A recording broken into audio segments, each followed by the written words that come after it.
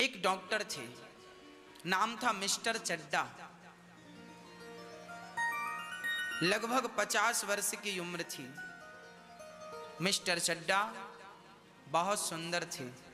चूंकि डॉक्टर थे, जिंदगी कैसे जीनी है, क्या खाना है क्या नहीं खाना, अपने आप को फिट रखते थे, सुंदर थे, मेंटेन रखते थे अपने आप को।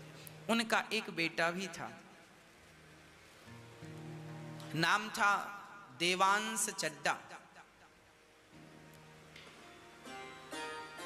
बड़े सुंदर ढंग से अपना जीवन यापन करते थे। मिस्टर चड्डा की अपनी स्वयं की क्लिनिक थी। मरीज आते थे और वो उनका इलाज करते थे। जाने माने डॉक्टर थे, अच्छी कोटि के डॉक्टर थे। पेशेंट को देख लेते थे तो उसका उपचार करके ही छोड़ते थे, और मरते हुए पेशेंट को भी, मरीज को भी वो बचा लेते थे। इतनी बढ़िया दवाई थी, इतना बढ़िया उनका व्यवहार था। एक दिन की घटना है। मिस्टर चड्डा अपने समय के बड़े पक्के थे। मुंशी प्रेमचंद जी लिख रहे हैं, मिस्टर चड्डा अपने टाइम के बड़े पक्के थे। 6 बजे क्लिनिक बंद करनी है, मतलब करनी है। उनका नियम था कि क्लिनिक बंद करके और वो गोल्फ का खेल खेलते थे। गोल्फ का खेल खेलते थे। अभी मिस्टर चड्डा अपनी दुकान का शटर गिरा ही रहे थे कि एक बूढ़ा सा व्यक्ति, सिर पे पगड़ी, फटा सा कुर्ता, फटी सी धोती, नंगे पांव, उसकी गोद में 8 वर्ष का एक नन्हा सा बालक था। दौड़ा दौड़ा आया, चड्डा साहब, डॉक्टर साहब, देखिए मेरे बच्चे को क्या हो गया है, ये बोल नहीं रहा है, इसकी जबान रुक गई है, अभी बढ़िया सा खेल रहा था, अचानक ना जाने क्या हुआ, बहुत बीमार हो गया है, शरीर बहुत गर्म है, जरा आप इसका इलाज कर दीजिए। मिस्टर चड्डा ने घड़ी देखी, भाई 6 बज गए हैं, मेरे खेलने का समय हो गया है, मुझे अपने आप को फिट भी तो रखना है, समय हो गया है, एक काम करना, तुम कल आना। वो गरीब आदमी गिड़गिड़ाने लगा, डॉक्टर साहब ऐसा मत कहिए साहब, मैं मर जाऊंगा, हम बुढ़ा बुढ़ी का इस बच्चे के सिवा कोई सहारा नहीं है, यदि रात को इसे कुछ हो गया, बहुत तेज बुखार है, शरीर बिल्कुल जल रहा है, डॉक्टर साहब रहम करो, अनाथ हो जाऊंगा, मेरा कोई सहारा नहीं है, हाथ पांव भी नहीं चलते, कोई कमा के 2 रोटी खिलाने वाला नहीं है, रहम कीजिए, इस बच्चे की रक्षा कीजिए, आप पे मुझे पूर्ण विश्वास है, आप इसकी रक्षा कर लेंगे। मिस्टर चड्डा ने कहा, समझ में नहीं आता, कह दिया ना कि कल देखूंगा, आज मेरे खेलने का वक्त है, मैं नहीं देख सकता। ये कहकर मिस्टर चड्डा अपनी गाड़ी में जाकर बैठ गए। वो बूढ़ा व्यक्ति बच्चे को लेकर गिड़गिड़ाता रहा, डॉक्टर साहब रुकिए, ये देखिए इसकी हालत देखिए, पता नहीं रात भर में क्या हो जाएगा। और वो गिड़गिड़ाता रहा, रोता रहा, पर मिस्टर चड्डा, डॉक्टर साहब अपनी गाड़ी पे बैठकर वहां से चल पड़े। वो बूढ़ा फिर भी गाड़ी की ओर एक टकटकी लगाकर देखता रहा कि शायद इनका हृदय पिघल जाए, शायद ये मेरे बच्चे की रक्षा करने आ जाए, शायद मेरे बच्चे की जान बच जाए, पर डॉक्टर साहब नहीं आए। मिस्टर चड्डा अपने घर की ओर रवाना हो गए। ये बूढ़ा व्यक्ति अपने बच्चे को लेकर वापस घर गया, और उस रात उस बच्चे ने दम तोड़ दिया। सही वक्त में उसे इलाज मिल जाता तो शायद उसकी जान बच जाती, पर मिस्टर चड्डा को तो गोल्फ का खेल खेलना था, समय के बड़े पक्के थे। उन्होंने कह दिया था कल आना, पर शायद वो छोटा सा बच्चा कल देख ना पाया, उसके जीवन का, उस बुढ़ा और बुढ़ी के जीवन का वो चिराग सदा सदा के लिए बुझ गया। समय गुजरा, मिस्टर चड्डा का बेटा था, आज उसकी 20 वर्ष पूरे हो गए थे और आज उसके 20 वर्ष जीवन के हो गए। 20वां जन्मोत्सव चल रहा था। मिस्टर चड्डा ने बड़ी सी पार्टी दी। डॉक्टर साहब हैं, पैसे वाले हैं, बड़े लोग हैं और अमीर लोगों के ख्याल अलग हैं। बड़ी पार्टी दी। मुंशी प्रेमचंद्र बढ़िया लिख रहे हैं कि मिस्टर चड्डा ने बड़ी सुंदर पार्टी दी। सब अमीरों को बुलाया, आज मेरे बेटे का जन्मदिन है, आओ। बड़ी बड़ी पार्टियां, बड़े सुंदर तरीके से लोगों को बुलाया, स्वागत किया। सबके स्वागत में मिस्टर चड्डा और उनका बेटा दोनों ही खड़े रहे और दोनों ने हाथ जोड़कर सबका स्वागत किया। आइए आइए। मिस्टर चड्डा का जो बेटा देवांश चड्डा था, उसे सांप पालने का बड़ा शौक था। जहरीले जहरीले नांगों को वो अपने वश में कर लेता था और जड़ी बूटी कहीं मिल जाए सो चाहे 2000 की हो चाहे 10,000 की लाता था और सांपों को पालने का बड़ा शौक था। मेहमानों का तांता लगा हुआ था, मेहमान आ रहे थे, कोई कुछ खा रहा है, कोई कुछ खा रहा है, कोई तारीफ कर रहा है। मिस्टर चड्डा आपने बहुत सुंदर मैनेजमेंट किया, वाह कितना सुंदर वातावरण है।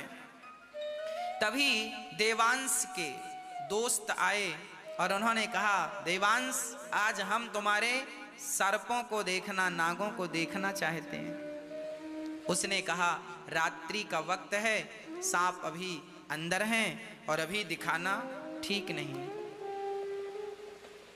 अभी हम नहीं दिखा सकते आपको।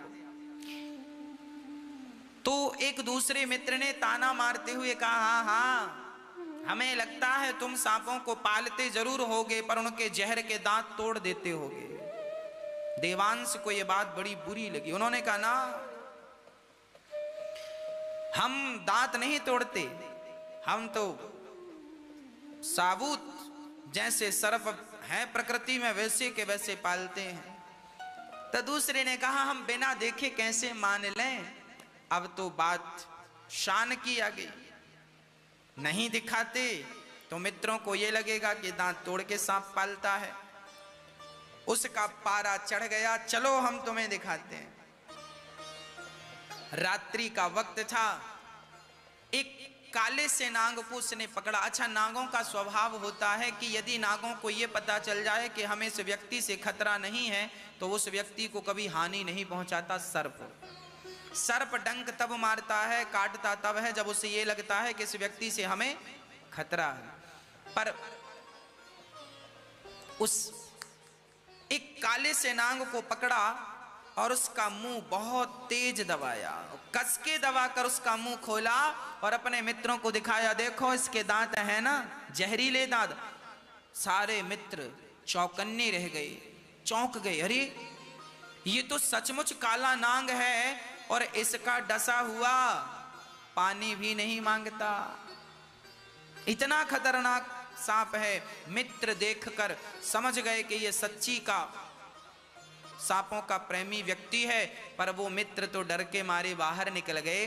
पर सांप का जब मुंह दबाया इसने जोर से तो सांप की आंखें लाल लाल हो गई।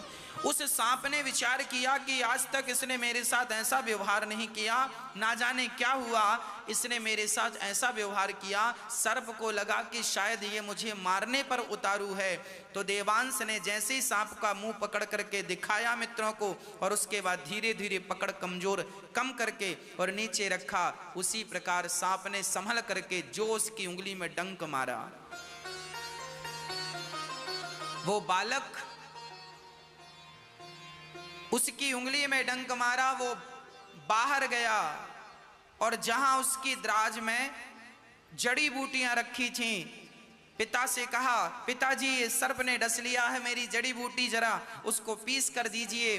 मिस्टर चड्डा बहुत बड़े डॉक्टर थे। उन्होंने कहा कोई बात नहीं, मैं तेरी उंगली काट देता हूं, सारा जहर निकल जाएगा। एक उंगली काटने से शरीर की रक्षा हो रही है तो जल्दी से काटना ही ठीक है। उसने कहा ना, मुझे विश्वास है कि मेरी जड़ी कारगर है। वो ये कह ही रहा था कि वो बालक जमीन पर गिर गया। नाग ने ही तो डसा है। चारों तरफ हल्ला हो गया। मिस्टर चड्डा के पुत्र को सर्प ने डस लिया, मिस्टर चड्डा के पुत्र को सर्प ने डस लिया। सारे नगर में हल्ला हो गया। सारे मेहमान देखने आने लगे और जड़ी रखी गई, पर जड़ी असर ना कर पाई। मिस्टर चड्डा रोने लगे, उनकी पत्नी रोने लगी, मेरा बेटा बेटा, तेरी बात ना मानी होती, उंगली काट दी होती तो पुत्र तेरी रक्षा हो जाती। नगर में बड़े बड़े जो सांप को झाड़ने वाले थे उनको बुलाया गया, पर उनका कोई मंत्र काम ना कर सका। 2 घंटे बीत गए, उसकी धड़कन भी धीरे धीरे बंद होने लगी। मिस्टर चड्डा स्वयं डॉक्टर थे, हाथ पकड़ के देखा, धड़कन का कोई पता नहीं। डॉक्टर चड्डा समझ गए कि मेरा बेटा चला गया। रोने लगे, सारे शहर में खबर फैल गई, मिस्टर चड्डा के बेटे को सर्प ने डसा। और कोई यदि सांप का मंत्र जानता हो और झाड़ेगा तो उसे 10,000 रुपए इनाम दिए जाएंगे। गांव गांव में खबर फैल गई, देर नहीं लगी। ये खबर गांव के उस व्यक्ति तक पहुंची, उसका नाम था राम नारायण। उस व्यक्ति तक खबर पहुंची जो कभी डॉक्टर के पास आया था अपना बेटा लेकर कि डॉक्टर साहब मेरा बेटा रात भर में दम तोड़ देगा, आप देख लेंगे तो शायद बच जाए। उसका नाम था राम नारायण।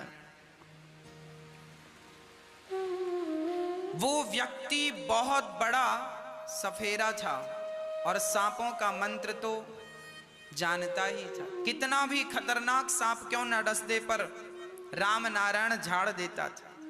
शरीर बूढ़ा था, बेटा भी अब था नहीं, दोनों बुढ़ा बुढ़ी थे। रात बीत चुकी थी, तभी किसी ने दरवाजा खटखटाया। राम नारायण ने दरवाजा खोला। कौन हो भाई? अरे राम नारायण जी, आपको पता चला मिस्टर चड्डा के बेटे को सांप ने डस लिया है, यदि बचा सकते हो तो बचा लो, 10,000 मिलेगा। राम नारायण ने पूछा, वही चड्डा डॉक्टर? हाँ हाँ वही। राम नारायण बोले, मरे उसका बेटा, मैं काहे जाऊं? मेरा बेटा तड़प रहा था, मैं चिल्ला रहा था, हुजूर बचाइए मेरे बेटे को, बचाइए, उनको खेल खेलना था, मेरे बेटे की रक्षा उन्होंने नहीं की, अब मैं क्यों जाऊं उनके बेटे की रक्षा करने? मैं नहीं जाता। किवाड़ बंद कर लिया। तभी उनकी बूढ़ी सी पत्नी बोली, अजी क्या हुआ, क्यों बड़बड़ा रहे हो? अरे भाग्यवान, तुम्हें क्या बताऊं, जब खुद पे मुसीबत आती है ना तब पता चलता है कि मुसीबत क्या होती है। दूसरों की मुसीबत तो कोई जान छोड़ी पड़ती है। बड़े लोगों के बड़े ख्याल हैं, इंसान कीड़े मकोड़ों की तरह मरता रहता है, ये अपने खेल को नहीं छोड़ते। मैं नहीं जाने वाला। पत्नी बोली, कहाँ नहीं जाओगे, ये तो बताओ बात क्या है? बुढ़िया ने पूछा तो राम नारायण ने कहा, वो मिस्टर चड्डा है ना? हाँ हाँ, मैं बेटे को लेकर गया था, डॉक्टर साहब देख लो देख लो, नहीं देखा उन्होंने, अब तो मेरा बेटा चला ही गया। तो पत्नी ने कहा, उनके बेटे को क्या हुआ? बोले, उनके बेटे को सांप ने डस लिया है, और ये बहुत बड़े झाड़ने वाले थे, ये चाहते तो जान बच सकती थी।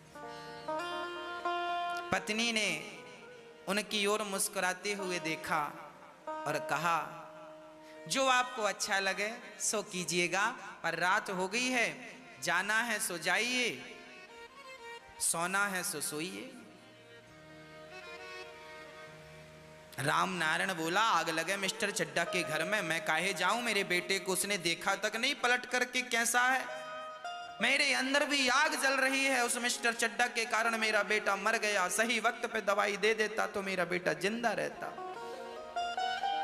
मैं नहीं जाने वाला, बिस्तर लगाओ।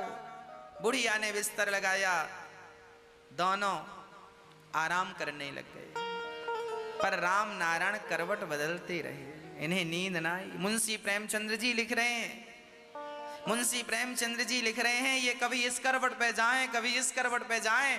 थोड़ी देर बाद उठकर बैठ गए तो बुढ़िया भी बैठ गई। बूढ़ी अम्मा, इनको लगा ये जाग रही है, सो फिर लेट गए।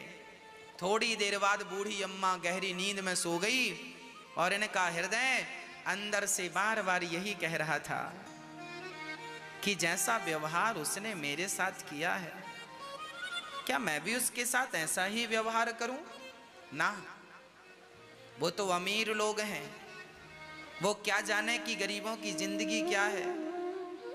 पर मेरा बेटा अब नहीं है, मुझे पता है कि बेटे के जाने का गम क्या होता है।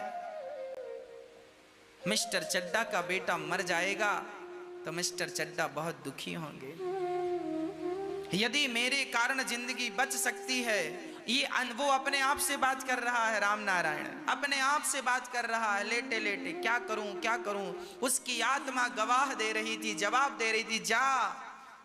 उसने देखा डोकरी सो गई है, लाठी उठाया, दरवाजा धीरे से खोला, दरवाजा बाहर से बंद किया, चलता गया चलता गया चलता गया। मिस्टर चड्डा के घर के पास पहुंचा, बड़ी तेज गति से चला। चलते चलते 20 मिनट हो गए, रोशनी दिखने लगी, सारे मेहमान जा चुके थे। तभी वो बूढ़ा आदमी मिस्टर चड्डा के घर पहुंच गया। मिस्टर चड्डा बाहर ही खड़े थे। मिस्टर चड्डा को लगा कि शायद कोई मरीज घर में आया है। मिस्टर चड्डा ने दूर से कहा, भैया आज मैं नहीं देख पाऊंगा किसी मरीज को, और 1 महीने तक भी मैं नहीं देखूंगा, आप जाओ। उस बूढ़े राम नारायण ने कहा, मिस्टर चड्डा, मैंने सुना है आपके बेटे को सांप ने डस लिया। हाँ हाँ, पर आपका परिचय, आप कौन? मेरा सामान्य परिचय है। उसने अपना परिचय नहीं दिया कि तुमने मेरे साथ क्या किया, मैं क्या करने आया हूं। वो गया, बोली मुझे एक बार अपना बेटा दिखा दो, यदि भगवान चाहेंगे तो खड़ा हो जाएगा। गए, राम नारायण नब्ज पकड़ी। चड्डा, घबराने की जरूरत नहीं, सांप बहुत जहरीला था, पर फिर भी अभी इसके प्राण शेष हैं। पानी भरवा भरवा करके उसे ठंडे पानी से नहलाया, और जो मंत्र पढ़ा, इसका जीवन का जो अनुभव था, मंत्र पढ़ा, मंत्र पढ़ पढ़ के सारा जहर उतार दिया। और मिस्टर चड्डा का बेटा देखते ही देखते उठ करके बैठ गया। अब बेटा बैठा, सारे लोग बच्चे को गले लगाने में, खुशियां मनाने में व्यस्त थे। तब तक नारायण को, राम नारायण जी को समय मिला, तुरंत भाग गए घर और दरवाजा खोलकर ज्यों की त्यों सो गए।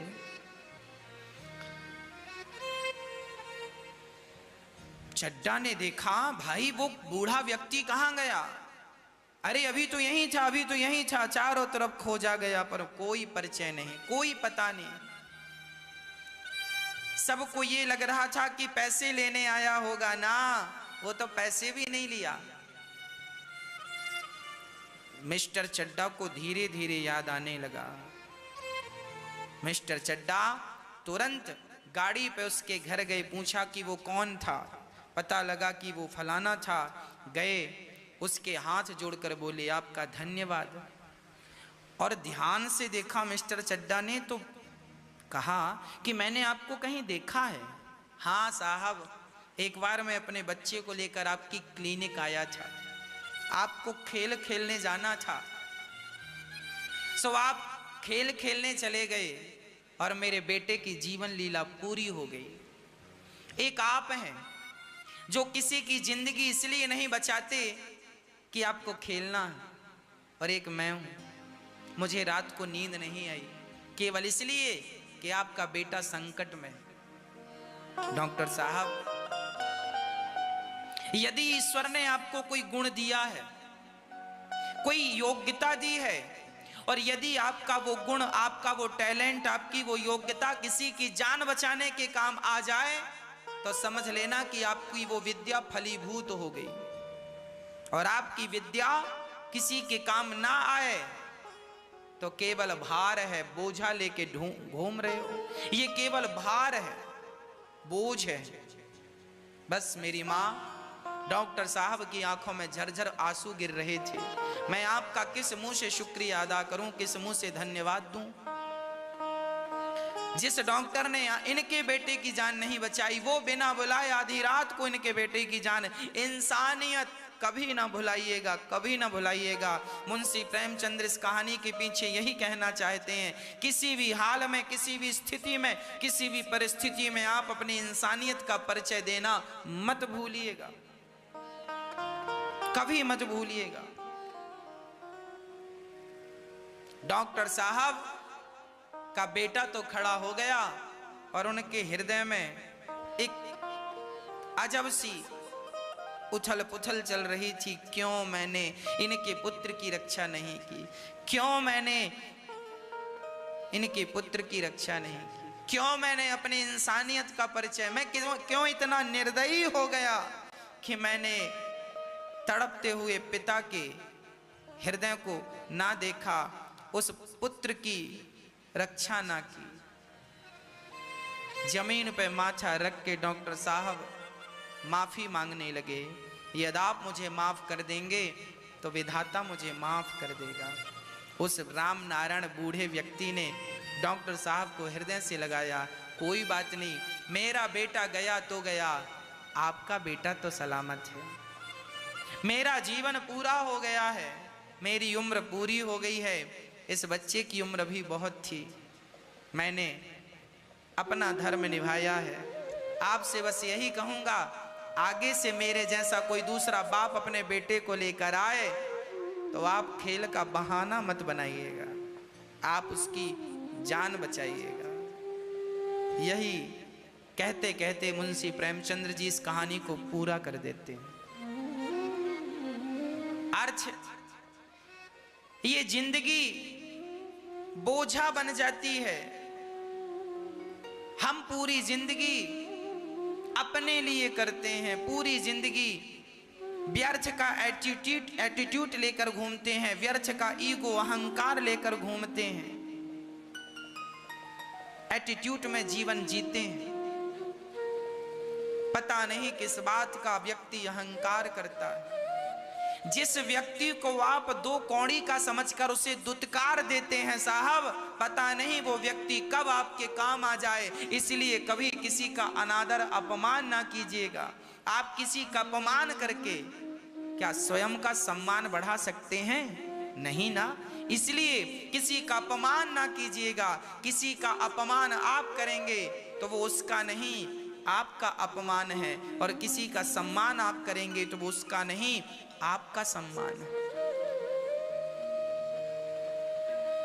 आज मिस्टर चड्डा को जीवन भर की पढ़ाई में जो सबक ना मिला, आज एक अनपढ़ बूढ़े व्यक्ति ने सबक दे दिया।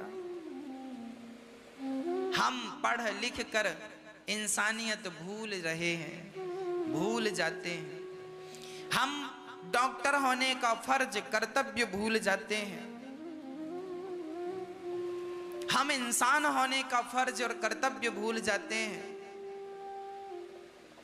आप जहां हैं, आप एडवोकेट हैं, आप जज हैं, आप नेता हैं, आप अभिनेता हैं, आप जहां हैं, जैसे हैं, आप बिजनेसमैन हैं, व्यापारी हैं, आप अपना फर्ज और अपनी इंसानियत दोनों निभाइए।